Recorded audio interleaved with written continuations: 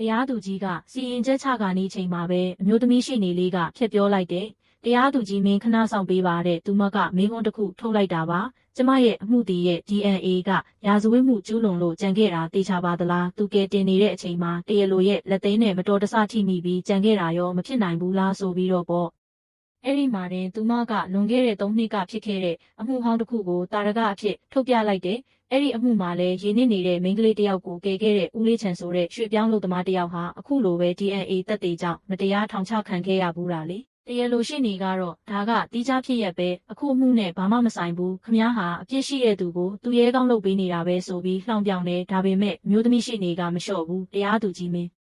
တရားမျှတစွာလှုပ်ဆောင်ခဲ့တဲ့သူတယောက်မတရားဆွဆွဲခံရတာကိုသက်သေပြဖို့အဲ့ဒီအမှုကိုအပြည့်စုံပြန်ပြောပြခွင့်ပြုပါလို့တောင်းဆိုပြီးခွင့်ပြုချက်ရခဲ့ပါတယ်အဲ့ဒီဦးလေးချန်မှုကတကယ်ကိုရင်နာစရာကြီးရှင်ဦးလေးချန်ကမြစ်ထဲခုန်ချတဲ့မိန်းကလေးကိုတနာလို့တွားခဲ့တာကိုအဲ့ဒီမိန်းကလေးကကျေးဇူးတင်ရမယ့်အစားဘသူကကယ်ခိုင်းလဲညစ်ပတ်တဲ့လက်နဲ့မထိနဲ့ဆိုပြီးပြန်ဆဲတာအဲ့ဒီတင်မကဘူးသူ့ကိုကိုထိလက်ရောက်ကျူးလွန်ပါတယ်ဆိုပြီးတရားစွဲလိုက်လို့ဦးလေးချန်ခံရထောင်ဒဏ်3နှစ်ချမှတ်ခံခဲ့ရတယ်နောက်မှရော်ကြီးရွမ်3000ပေးပြီးပြန်လွတ်လာတာပါဒါပေမဲ့ထောင်ကလွတ်လာတော့လဲသူ့ဘဝကငရဲပါပဲခောက်ဆွဲဆိုင်သွားတော့လဲရာဇဝတ်သားနဲ့စီးပွားမလုပ်ဘူးဆိုပြီးနှင်ထုတ်ခံရတယ်လမ်းမှာတွေ့တဲ့လူတွေကလည်းဒီလိုကောင်မျိုးဘာလို့အသက်ရှင်နေသေးလဲဆိုပြီးဝိုင်းဆဲကြတယ်နောက်ဆုံးအိမ်ငားနေတာတော့အိမ်ရှင်ကလိမ်ပိုင်းဆိုင်ရာစော်ကားသူဆိုပြီးပစ္စည်းတွေကိုအိမ်ပြင်ထုတ်ပစ်လိုက်တာဦးလေးချန်ခမငိုရင်းနဲ့ငါကယ်ခဲ့တာပါငါရာဇဝတ်သားမဟုတ်ပါဘူးလို့ဘလောက်အော်ပြောဘသူမှမယုံကြဘူးသူ့သမီးလေးလင်းလင်းကပဲတကဘာလုံးကအဖေကိုမယုံရင်တောင်သမီးယုံတယ်လို့အားပေးခဲ့ရှာတာ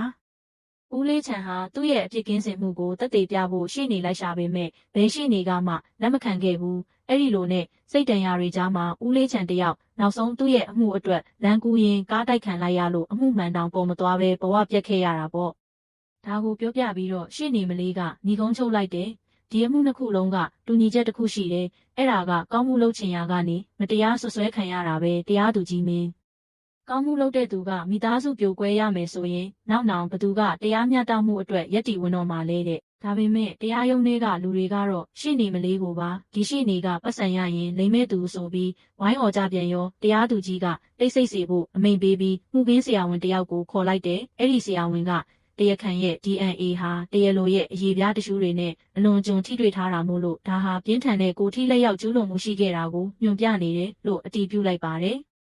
တရားလိုရှေ့နေကအောင်နိုင်သူလေတန်နဲ့ရှေ့နေမလေးမင်းလိန်လို့မရတော့ဘူး DNA ကအဖြေပေးနေပြီလို့ပြောလိုက်တဲ့အခါမှာတော့အခြေအနေကတကယ့်ကိုအကျက်တဲဆိုင်သွားပါပြီရုပ်ပိုင်းဆိုင်ရာထိတွေ့မှုရှိတာတော့ဟုတ်ပါပြီဒါပေမဲ့အဲ့ဒီထိတွေ့မှုကစော်ကားတာလားဒါမှမဟုတ်တကယ်ပဲကဲတင်နေတာလားဆိုတာကတော့